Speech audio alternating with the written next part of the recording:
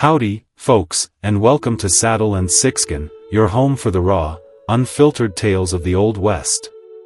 If you're settling in for some good old Western storytelling, why not hit that subscribe button? We bring history to life for the older generation, especially those of you seasoned cowboys and cowgirls over 40. We're not just spinning yarns, we're exploring the grit, the glory, and the hard-won lessons of a bygone era. Get ready to be transported back to a time when survival was a daily struggle, and justice was often served with a cold peacemaker. In this channel, we'll always give you something new and fresh.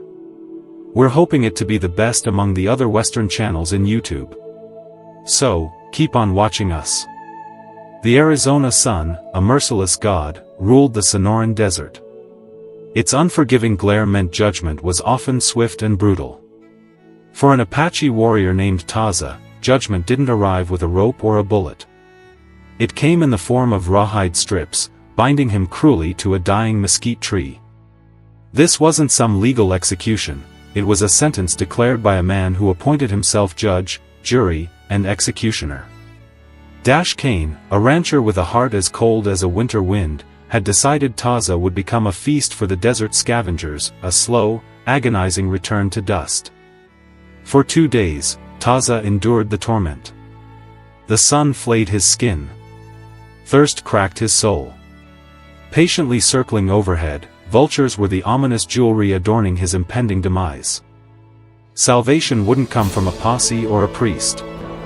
It would arrive in a way that defied all logic, from a source as unlikely as a rainstorm in the desert. Are you ready for the next paragraph? It would come from the single crack of a rifle, fired by the one person in that entire territory who had every reason on earth to let him die. Isn't it a surprise? The heat was a physical entity, a solid wall pressing in from all sides. It shimmered above the baked earth, distorting the distant mesas into drunken, wavering shapes. For the man tied to the mesquite tree, the world had shrunk to 3 torturous certainties: the fire in the sky, the fire in his throat, and the biting grip of the rawhide on his wrists. His name was Taza. He was Chiricahua Apache, a man whose people knew this land, not as a territory to be conquered, but as a mother to be respected. He'd been tracking a party of Nakai, white men, who'd stolen a half-dozen prize mares from his band. He wasn't a raider. He was a retriever, a shepherd to his people's wealth. His pursuit had been patient, skillful, a ghost moving through the canyons and arroyos. But his skill hadn't accounted for a second group of white men. A larger one, led by a man whose eyes held the cold, dead light of a frozen star. That man was Cain. Cain was a rancher whose holdings grew like a cancer on the land, choking out smaller homesteaders and Apache alike.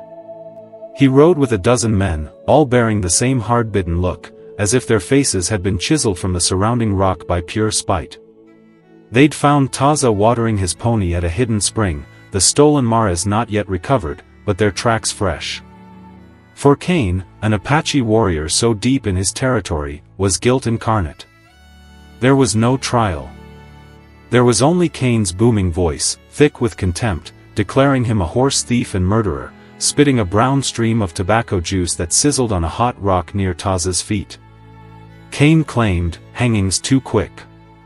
We give you back to the earth you claim to love so much." Hey folks, if you're enjoying this tale so far, maybe consider subscribing to Saddle and Sixskin. We bring you the tales of the Old West like no other.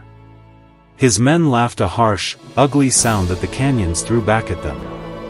They dragged Taza from his pony, ignoring his stoic silence, a silence they mistook for arrogance rather than defiance. They chose the mesquite tree with care. It was old and gnarled, mostly dead, standing alone on a small rise. It offered no shade. It was a perfect crucifix for their savage sermon. They stretched his arms high, pulling his shoulders until the joints screamed in protest. They wrapped the wet rawhide strips around his wrists and ankles, binding him tight to the rough bark. As the sun baked the strips, they would shrink, constricting like iron bands, cutting off circulation and biting into his flesh. It was a death designed by patient cruelty. The coyotes will start with your feet tonight, Cain had said, his face inches from Taza's. The buzzards will be bolder tomorrow. By the third day, maybe a mountain cat will get curious. Let's see what your spirits do for you now, brave. Then they had ridden off, leaving Taza to his fate. We're just halfway through this tale. So let's not stop watching. That was 2 days ago. The first day had been about enduring the sun. Taza had retreated deep within himself, to the place of chance and memories, where the body's pain could be muted by the strength of the spirit. He thought of his wife, Nalin, and the face of his young son, Sanki. He focused on their faces, letting them become his world, a shield against the inferno. The first night brought a cold that was almost as vicious as the heat. The desert, having absorbed the sun's fury all day, gave it all back to the endless, starry sky, leaving the ground frigid. His muscles locked in place, cramping violently. The sounds began then, the high, yipping laughter of a coyote pack, circling just beyond the reach of his sight. They were cautious, testing their calls, a promise of the horrors to come. He could smell them on the wind, their wild, musky scent, a primal declaration of intent. He remained still, a statue of defiance, and they eventually moved on, seeking easier prey. The second day, the thirst became a living entity. It was a demon clawing at his throat, a rasp sanding the inside of his mouth. His tongue was a swollen, wooden thing. Delirium began to fray the edges of his consciousness. The shimmering heat waves coalesced into figures, ancestors walking the desert floor, beckoning to him. Vultures, no longer patient specks in the sky, began to land on the branches of a nearby saguaro. Their bald, wrinkled heads cocked as they watched him with black, unblinking eyes. They were waiting for his head to droop, for the last sign of resistance to fade. He fought to keep his head up, to look at them, to let them know he was still a man, not yet meat. But his strength was a leaking vessel. The rawhide had cut deep into his wrists, and the blood, long since dried, had attracted flies that buzzed in a maddening, persistent cloud around his face. Do you love what you are hearing? Then please like the videos and subscribe to our channel, Saddle and Sixskin. As the sun of the second day began its slow, merciless descent, painting the sky in brutal strokes of orange and purple, a new sound reached him. It wasn't the yip of a coyote or the whisper of the wind. It was the soft, rhythmic footfall of a predator, a different kind of predator. Low to the ground, deliberate, silent. Taza's head snapped up, a final surge of adrenaline cutting through the fog of his pain. His eyes, though swollen, scanned the rocks and creosote bushes at the base of the rise. He saw it then, a flicker of tawny movement. Then the whole animal, a mountain lion, sleek and powerful, its long tail twitching almost imperceptibly. It was downwind, and it had caught his scent, the scent of blood and slow death. The great cat was in no hurry. It began a wide, patient circle, its belly low to the ground, yellow eyes fixed on him. This was it. The beast Cain had promised. Taza closed his eyes for a moment, not in surrender, but in a final, silent prayer. He had fought. He had endured. He would meet his end, facing his killer. He opened his eyes again, staring directly at the cougar as it crouched, its powerful haunches bunching, preparing for the final rush. And then, from the west, came a sound that did not belong, the sharp, clean crack of a Winchester rifle. The sound echoed through the twilight silence, a definitive, man-made intrusion into the desert's ancient ritual of death. For a split second, Taza thought Cain had returned to finish the job. But the mountain lion, which had been about to spring, convulsed violently. It leaped straight into the air, a strangled cry catching in its throat, and then collapsed onto its side, a dark stain spreading rapidly on its tawny flank. It kicked for a few moments, and then was still. Silence descended again, deeper and more profound than before. Taza's mind, reeling from pain and dehydration, struggled to process what had happened. He looked in the direction the shot had come from, a rocky outcrop about 200 yards away. For a long time, there was nothing. Then a figure rose from behind the rocks. It wasn't Cain. It wasn't one of his men. The silhouette was slender, wearing, not buckskin trousers, but a long, practical calico skirt. It was a woman. Johanna Cole knew the sound of death. She'd heard it in the quiet rattle of her father's last breath, lost to lung fever back in Ohio. She'd heard it in the wet, sickening cough of a calf with blackleg, and she'd heard it most terribly in the sudden, shocking silence that followed the volley of arrows that had killed her husband, Jedediah, 2 years prior. That memory was a wound that never scarred over. It was why she lived alone now, in a small, defensible sod and timber cabin on the banks of Bitter Creek, a place most folks considered the ragged edge of nowhere. Jedediah had built it with his own 2 hands, believing in the promise of the land. He'd seen rolling pastures where others saw scrub and rock. After his death, Johanna had been advised to sell up, to go back east, or move into the relative safety of Dust Devil Gulch. She had refused. Leaving the homestead would feel like letting Jedediah die a second time. So she stayed. She became as tough and resilient as the desert itself. She learned to read the sky for rain, the ground for tracks, and the hearts of men for trouble. Her constant companion was the Winchester Model 1873 her husband had given her. She could shoot the eye out of a jackrabbit at 50 yards and drop a deer at 200. The rifle wasn't a tool. It was an extension of her will to survive. She had been tracking a small buck for the better part of the day. Meat was getting low, and the jerky she made from the venison would have to last her through the lean weeks ahead. The tracks had led her further west than she normally ventured, into the broken country that bordered Cain's vast cattle range. She had no love for Cain. He was a bully who saw every small homesteader as an obstacle and every Apache as a target for extermination. It was rumored that the raid that had killed her husband and 2 other prospectors hadn't been a random act of savagery. The older, wiser folks in town whispered that someone had provoked the Apache, perhaps by encroaching on sacred ground. Whispers often followed Cain. She was hunkered down behind a weathered granite outcrop, sighting the buck as it drank from a seep when she first saw him. At first, he was just a smudge against the landscape, a dark shape where one shouldn't be. Curiosity piqued, she raised her husband's old spyglass. The image swam into focus, and a cold knot formed in her stomach. A man tied to a tree. An Indian. Her first reaction was a surge of cold, satisfying vindication. An eye for an eye. This was justice for Jedediah. Her hand, steady as a rock moments before, began to tremble. The face of her husband swam before her eyes, his wide, hopeful smile, the way his hair fell across his brow when he was working.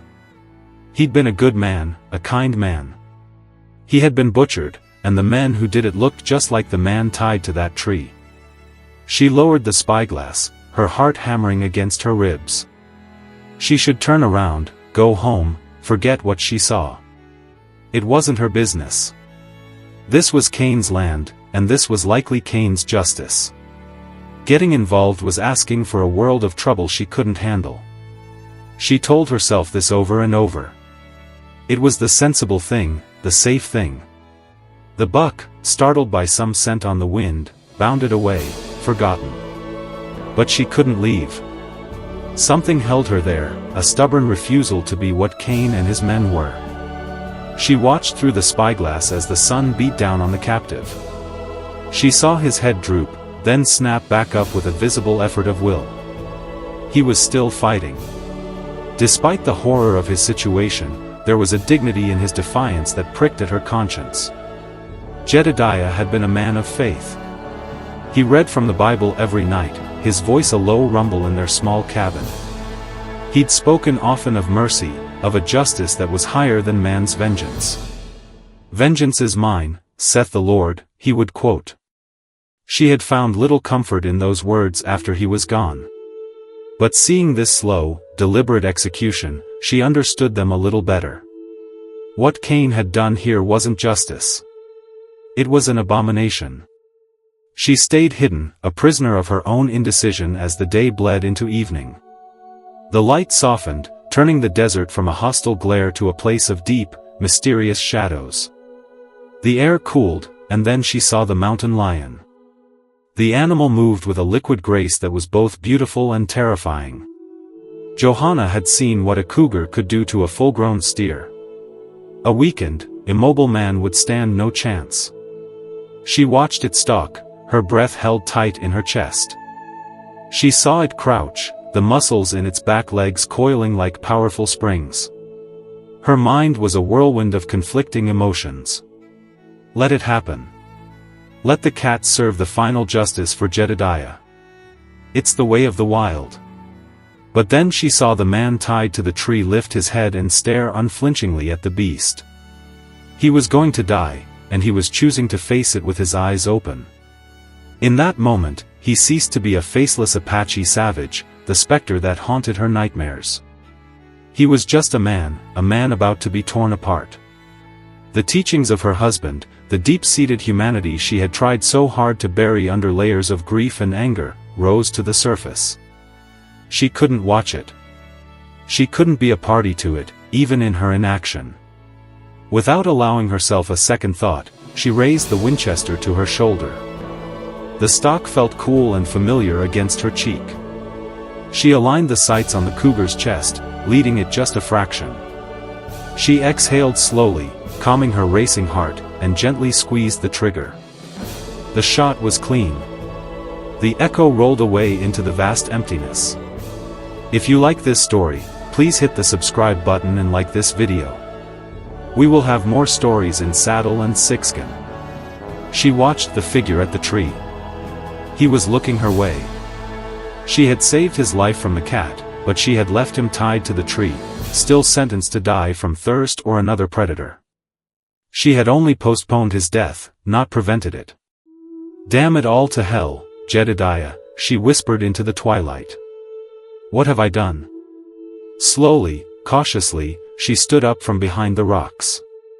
She held the rifle ready, not knowing what to expect. This man was Apache. He was the enemy. But she had interfered. She had cast her lot.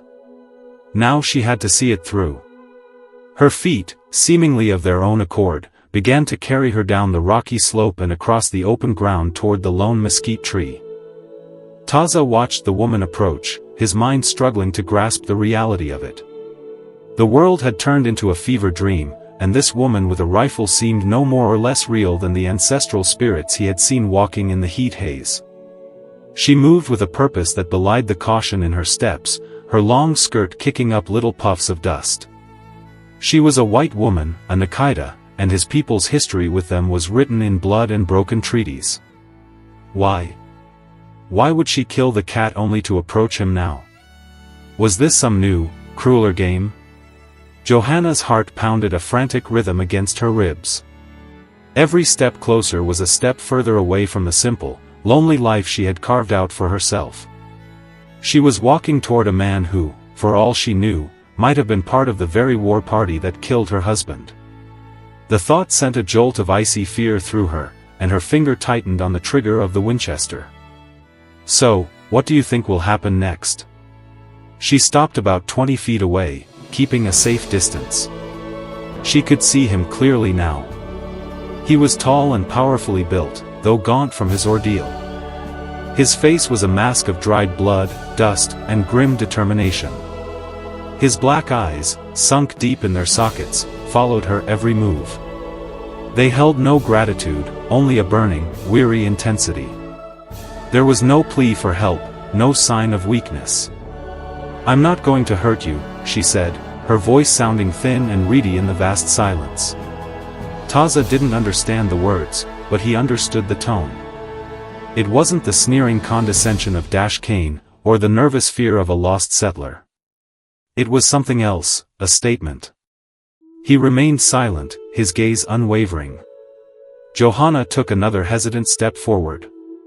She could see the rawhide now, how it had dug into his flesh, the skin around it swollen and purple. It was a ghastly sight. The smell of stale blood and sweat hit her, and she had to fight the urge to gag. "My God," she whispered, more to herself than to him. This was a test from God, from the devil, from the desert itself. She could turn around right now. She had killed the cougar. Her conscience was assuaged on that point. She could leave him, and no one would ever know she had been here. But she knew with a certainty that settled deep in her bones that if she walked away now, the ghost of this man would haunt her just as surely as Jedediah's memory did. She lowered the rifle slightly, a gesture of non-aggression. With her free hand, she unhooked the canteen from her belt. It was still half full. She took a step closer, then another, until she was just out of arm's reach. She held out the canteen. Taza's eyes flickered from her face to the canteen and back again. Water. The offer was life itself. But trust was a currency he did not possess. He had seen white men offer food and water before, only to pull a hidden pistol. He stared at her, trying to read her intent, to see past the pale skin and strange clothes to the spirit within. He saw no deceit in her eyes. What he saw was a deep, weary sadness, a sorrow that seemed to mirror his own, and something else, a flicker of fear. She was afraid of him.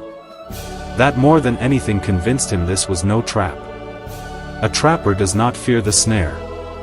Slowly, deliberately, he gave a slight nod. Johanna's breath escaped in a shaky sigh of relief. She moved forward and held the canteen to his lips. He drank, at first in desperate, choking gulps, then more slowly, with controlled discipline. He didn't drain it, leaving some for her, an act of courtesy so unexpected it caught her completely off guard. He pulled his head back, and a single drop of water traced a clean path through the grime on his cheek. Now came the harder part. She slung the rifle over her shoulder and pulled the heavy skinning knife from the sheath on her belt. Taza's body went rigid. Please consider subscribing to Saddle and Sixskin, if you haven't already. You will get stories about the Old West. His eyes narrowed. The flicker of trust instantly extinguished, replaced by a cold, hard glare. The knife. This was the trick. The water was to soften him, the knife to finish the job Cain had started. He braced himself, every muscle tensing for a final, futile struggle. Johanna saw the change in him and froze. "Easy," she said softly, holding the knife up, blade pointed away from him. "I'm cutting you loose." She gestured with the knife toward the rawhide bonds on his wrists, the ropes. "See?" He didn't understand her words, but he understood the gesture. Still, he did not relax. He watched her, his eyes like chips of obsidian as she stepped behind the tree, putting herself out of his immediate reach. It was a smart move, and he respected it. She began to saw at the thick, hardened rawhide on his right wrist. The work was brutally difficult. The strips were as hard as wood, and the angle was awkward. Her knuckles scraped against the rough bark. The man, the Apache, remained utterly still, but she could feel the tension radiating from him, the coiled energy of a predator in a cage. She focused on the task, her world shrinking to the blade, the rawhide, and the sound of her own ragged breathing. Finally, with a groan of protest, the first bond parted. Taza's right arm fell limply to his side, useless and numb.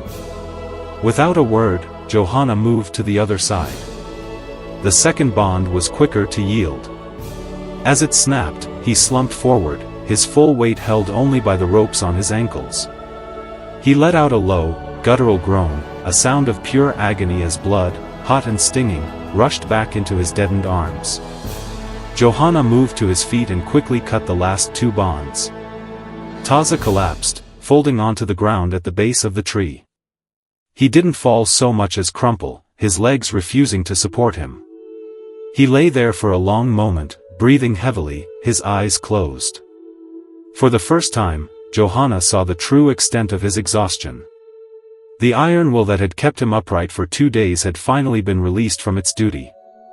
She backed away, giving him space, her hand resting on the stock of her rifle. She was acutely aware of her vulnerability. She was alone in the desert with a freed Apache warrior, a man whose people were at war with hers. She had just given him back his freedom and his strength.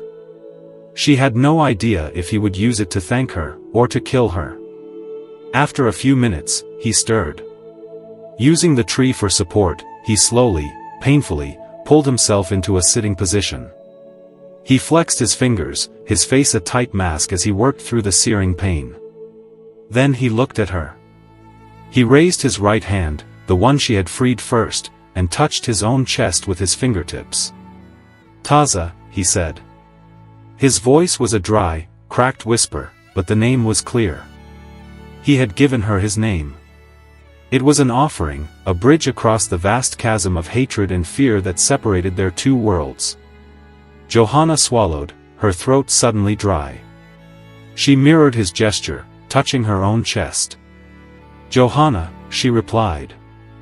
The journey back to Bitter Creek was a silent, agonizing trek. Taza's legs were stiff and unsteady, and every step was a fresh torment. Johanna walked a few paces behind him, her Winchester held loosely, but ready. The trust between them was a fragile, newborn thing, easily shattered. And to finish this story, please like our videos or subscribe to our channel, Saddle and Sixskin.